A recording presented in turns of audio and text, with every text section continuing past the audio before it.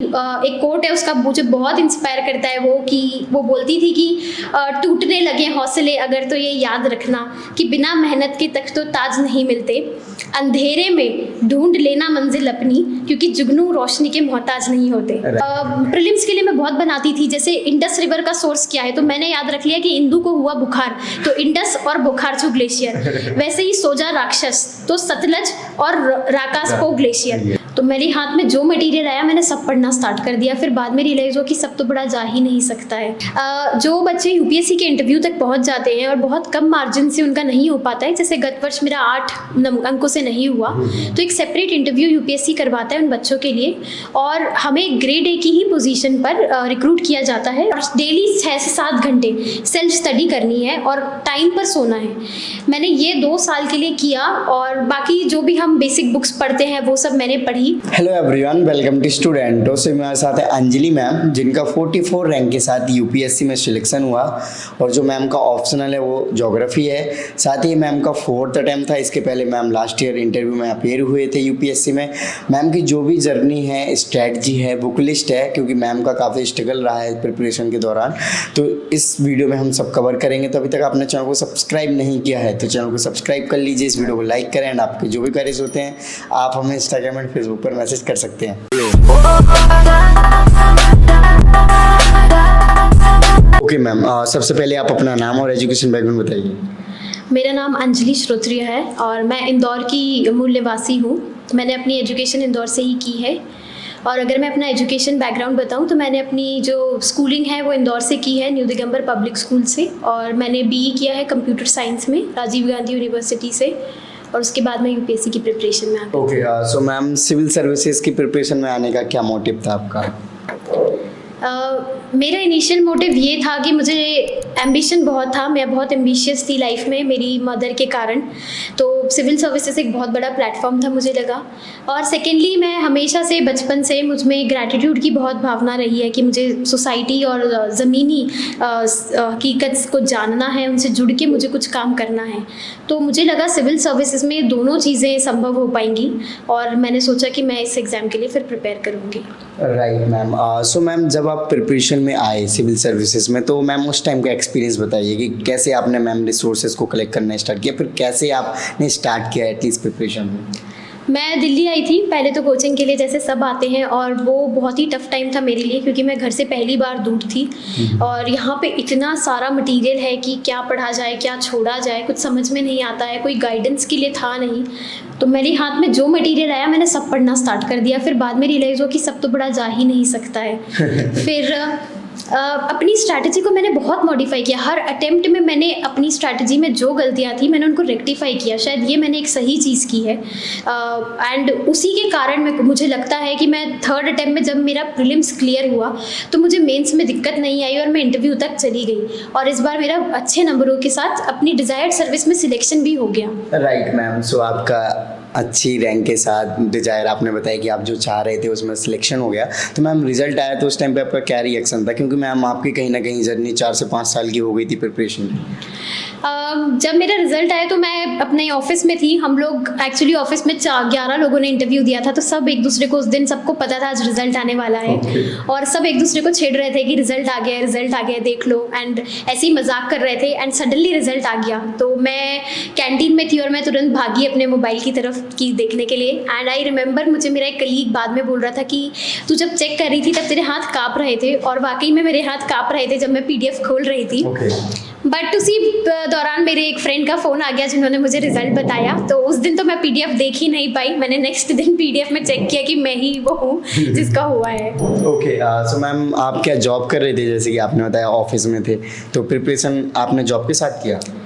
नहीं, मैंने full time 2 साल प्रिपरेशन किया। फिर 3rd ईयर में यूपीएससी के ही माध्यम से एक और इंटरव्यू में मुझे गिफ्ट सिटी गुजरात में as trainee officer grade A की पोजीशन पर मैं पिछले साल ही कार्यरत हुई थी, तो मुझे वहाँ पर मैंने अपना जॉब ज्वाइन किया था। मैम कौन सा जॉब बता रहे, थोड़ा सा स्पष्ट करिए। जो बच्चे यूपीएससी के इंटरव्यू तक पहुँच जाते हैं और बहुत कम मार्जिन से उनका नहीं हो पाता है, जैसे गत वर्ष मेरा 8 अंकों से नहीं हुआ, तो एक सेपरेट इंटरव्यू यूपीएससी करवाता है उन बच्चों के लिए और और हमें ग्रेड ए की ही पोजीशन पर रिक्रूट किया जाता है और इस ऑर्गेनाइजेशन का नाम है international financial services centre authority, जो कि गांधीनगर गिफ्ट सिटी में है। Okay, so ma'am last year या आई थिंक 1-2 साल पहले ऐसा कुछ था कि जो इंटरव्यू देंगे उनको कुछ ना कुछ जॉब मिलना चाहिए, तो उसी प्रोसेस में है क्या? ये एक अलग से ऑर्गेनाइजेशन बनी है 2019 में by the parliament act of IFSC act के अंतर्गत। तो ये एक नया रिक्रूटमेंट है जो UPSC ने शुरू किया है, हमारा सेकेंड बैच ही था।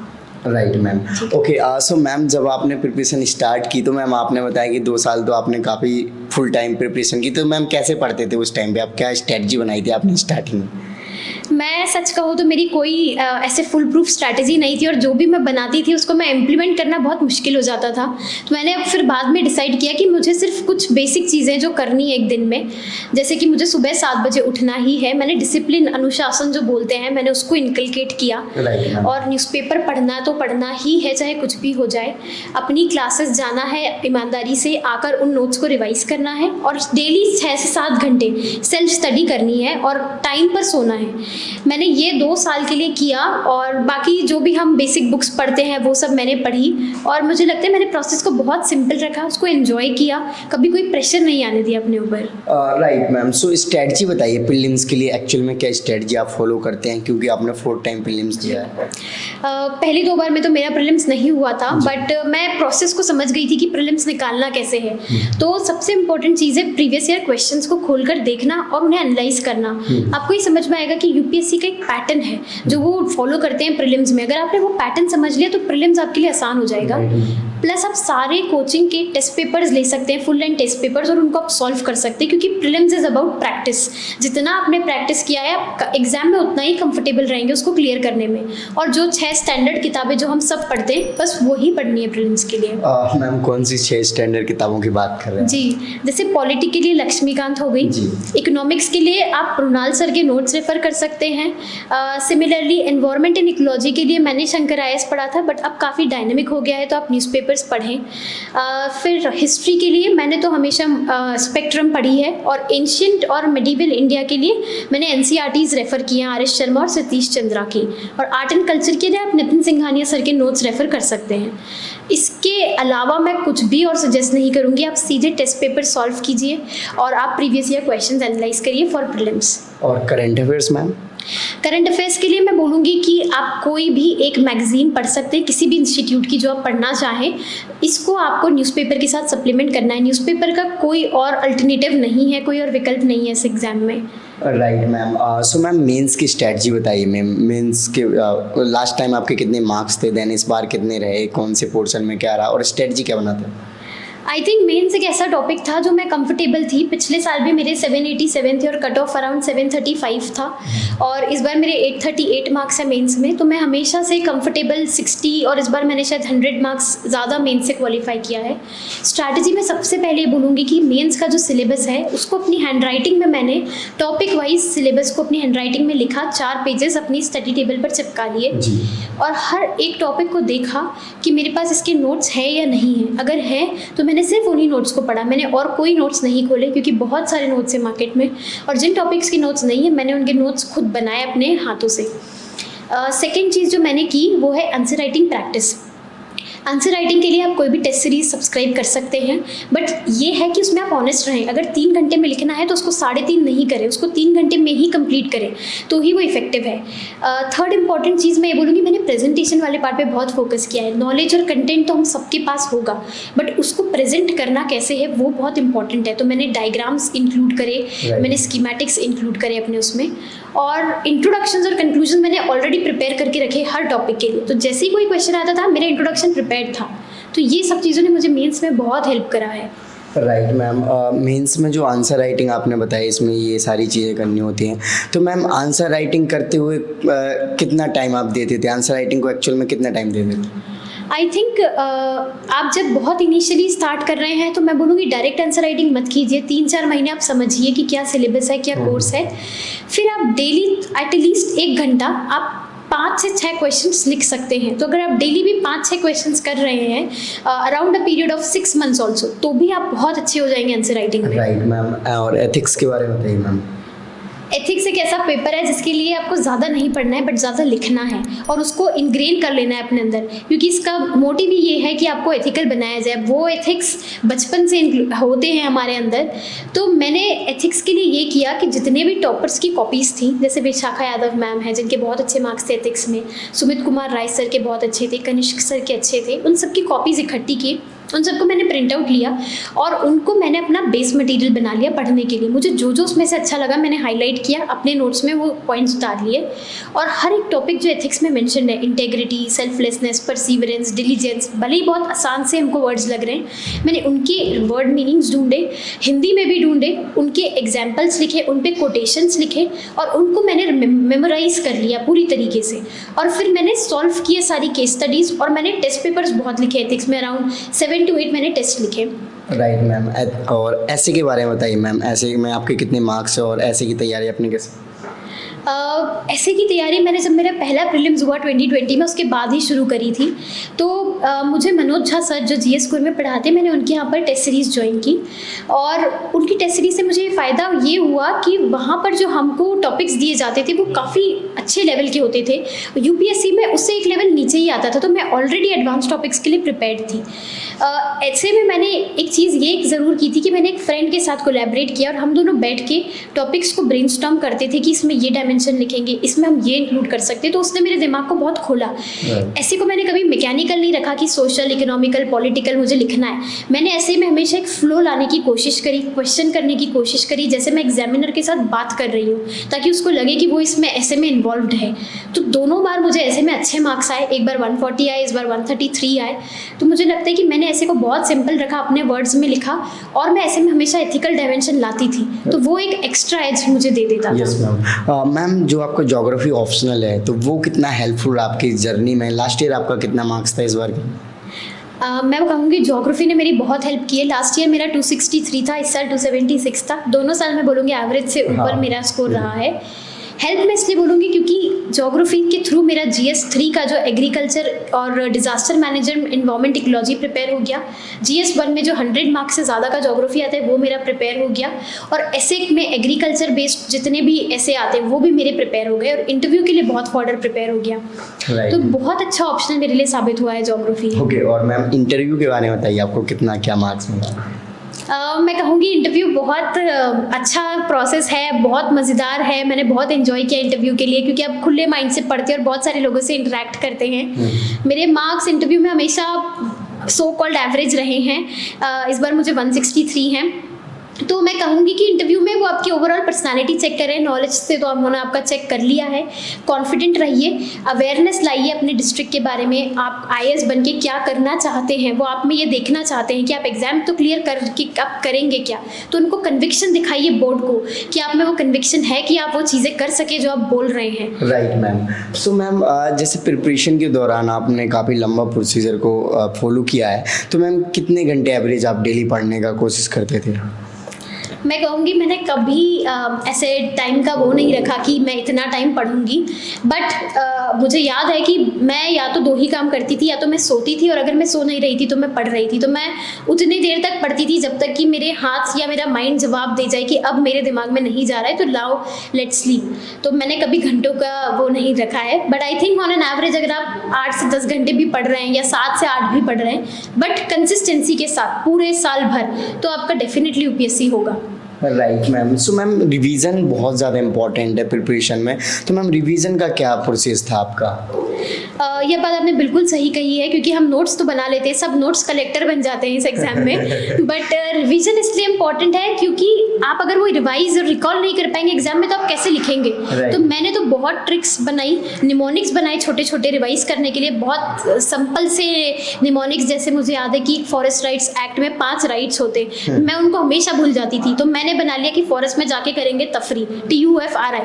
तो title right, use right, relief, rehabilitation rights, individual right, community right. ये राइट मुझे आज भी मुंह ज़बानी याद है। तो मैंने ऐसे कुछ निमोनिक तो जैसे प्रीलिम्स के लिए मैं बहुत बनाती थी, जैसे इंडस रिवर का सोर्स क्या है, तो मैंने याद रख लिया कि इंदु को हुआ बुखार तो इंडस और बुखारचू ग्लेशियर। वैसे ही सोजा राक्षस तो सतलज और राकासपो ग्लेशियर। तो ऐसे करके मैंने बहुत सारे इनोवेटिव निमोनिक्स बनाए और उन्होंने मेरी पढ़ाई को बहुत इंटरेस्टिंग और मज़ेदार बना दिया और मुझे आज तक वो निमोनिक्स में कभी नहीं भूलूंगी। ओके सो मैम प्रिपरेशन के दौरान कहीं ना कहीं हमें बहुत सारे डिस्टरबेंस भी होते हैं, तो मैम उनको कैसे आप मतलब हटाते थे या फिर स्टे कंटिन्यू पढ़ते रहते थे रेगुलर?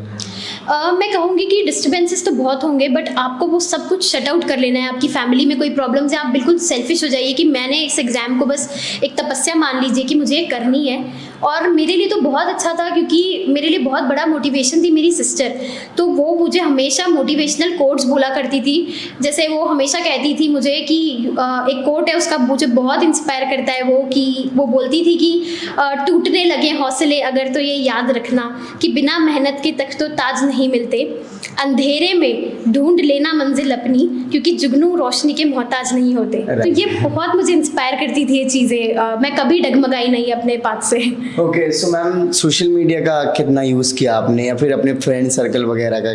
नॉर्मली लोग कहते हैं कि इस सिविल सर्विस में इन सब से कट आउट होना पड़ता है। मैं बोलूँगी कि सोशल मीडिया का बहुत अच्छा यूज़ कर सकते हैं। मैं इंस्टाग्राम फेसबुक पर नहीं थी, बट मैंने यूट्यूब पे बहुत वीडियोस देखे हैं। मैंने बहुत सारी चीज़ें समझी यूट्यूब से। मैंने डाउन टू अर्थ के सब्सक्राइब करा, हिंदू सब्सक्राइब करा, और भी इंस्पिरेशनल वीडियोस जो होते हैं यूट्यूब पे मैंने वो सब देखे। तो मैं सोशल मीडिया से बहुत कट आउट नहीं थी। फ्रेंड्स में मैंने उतने ही फ्रेंड्स रिस्ट्रिक्ट करके रखे जो मुझे पॉजिटिव फील करवाते थे और अपना सर्कल थोड़ा छोटा कर लिया था for the exam preparation point. Ma'am revision के बारे में बताइए मैम, रिवीजन कैसे करते थे आप? रिवीजन के लिए मैंने अपने निमोनिक्स का बहुत यूज़ किया है। मैं छोटे छोटे निमोनिक्स बना के उनको याद करती थी। जैसे फॉरेस्ट राइट्स एक्ट के लिए मैंने तफरी बना लिया था, और भी प्रीलिम्स के लिए छोटे छोटे निमोनिक्स मैंने बनाए थे, तो वो लॉन्ग टर्म हमको याद रहते हैं। सेकेंडली मैंने अपने 1 पेजर नोट्स बनाए थे। रेडीमेड इंट्रोडक्शन कंक्लूजन्स मैंने लिए थे। इसके लिए मैंने नितिन शाक्या सर की एक बुक है क्वांटम जंप करके, उसको रेफ़र किया था। उसमें आपको बहुत अच्छा कंपाइलेशन मिल जाएगा डिफरेंट टॉपिक्स का और उनके फैक्ट्स का। तो ऐसे छोटे छोटे करके मैंने अपने नोट्स 1 पेज के बना लिए थे अलॉन्ग विद निमोनिक्स। इससे मैं रिवीजन करती थी। मैम निमोनिक्स के बारे में बताइए थोड़ा सा। जी, जैसे मैंने आपको बताया कि फॉरेस्ट राइट्स एक्ट का मैंने बनाया था तफरी, फॉरेस्ट में जाके की तफरी। तो टी से टाइटल राइट्स, यू से यूज राइट्स, आर से रिलीफ रिहेबिलिटेशन राइट। वैसे ही प्रीलिम्स के लिए मैंने बहुत सारे, हम ग्लेशियर्स के भूल जाते सोर्सेस, तो मैंने बनाया था इंडस रिवर का इंदु को हो गया बुखार तो इंडस का बुखारचू ग्लेशियर। सिमिलरली सोजा राक्षस तो सतलज का राकासपो ग्लेशियर। तो ये लॉन्ग टर्म के लिए आपको बहुत हेल्प करती है और ये फनी भी होती है और आपको बहुत इंटरेस्टिंग लग जाती है अपनी पढ़ाई। Right ma'am. तो मैम प्रिपरेशन के दौरान कोई ऐसे पर्सन या गाइडेंस रहे होंगे जो आपको स्टे मोटिवेट करते रहे और प्रिपरेशन में काफ़ी हेल्प करी हो, उनके बारे में? मैं अपनी सिस्टर का इसमें बताना चाहूँगी कि वो मेरे साथ बिल्कुल डटी रही मैदान में। मैं हार जाती थी बट उसका एम था कि मुझे अपनी सिस्टर को IAS बनाना ही है। तो वो मुझे बहुत मोटिवेट करती थी। वो मुझे इतने प्यारे कोट्स बोलती थी। उसमें से जो एक उसका फेवरेट था, मुझे बहुत इंस्पायर करा उस कोट ने। वो कहती थी कि टूटने लगे हौसले अगर तो ये याद रखना कि बिना मेहनत के तख्तो ताज नहीं मिलते, अंधेरे में ढूंढ लेना मंजिल अपनी क्योंकि जुगनू रोशनी के मोहताज नहीं होते। Very nice ma'am. So ma'am बहुत सारे नए एस्पिरेंट हैं मैम, और सब कोई चाहता है कि UPSC सिविल सर्विसेज कम टाइम में सिलेक्ट हो जाएं, क्योंकि ये जर्नी बहुत ही ज़्यादा मतलब पढ़ने में 24 घंटे देने पड़ते हैं। 24 घंटे के इन द सेंस कि मतलब हमें प्रिपरेशन मूड में ही रहना पड़ता है मैम। तो मैम कम अटैम्प्ट में या फिर जल्दी सिलेक्शन ले सकें स्टूडेंट, उनको क्या मैसेज? मैं यही कहना चाहूँगी कि अगर आपका फर्स्ट अटैम्प्ट है तो ये मत सोचिए कि कोई 5th अटैम्प्ट वाला नहीं कर पा रहा है तो मैं कैसे करूँगी या करूँगा। तो पहले खुद पे विश्वास रखें, पहली चीज़। सेकंड मैं ये बोलूँगी कि धैर्य रखें, बहुत पेशेंस रखें। बहुत सारे टैलेंटेड लोग इस एग्जाम को बीच में छोड़ देते हैं, तो पेशेंस बहुत इंपॉर्टेंट है। And third, hard work, perseverance को कोई नहीं बीट कर सकता है। आपका रेजिलियंस बहुत इंपॉर्टेंट है इस एग्जाम में। Okay, thank you so much ma'am for your lovely message. So guys, देखा मैम ने अपनी जर्नी को आपके साथ में डिटेल में शेयर किया। सो आई होप कि आप इनकी जर्नी से मोटिवेट हुए होंगे, साथ में कुछ सीखने को मिला होगा। तो अभी तक आपने चैनल को सब्सक्राइब नहीं किया तो चैनल को सब्सक्राइब कर लीजिए, इस वीडियो को लाइक करें। आपके जो भी क्वेरीज होते हैं आप हमें इंस्टाग्राम और फेसबुक पर मैसेज कर सकते हैं। इन सभी की लिंक वीडियो के डिस्क्रिप्शन है। जय हिंद।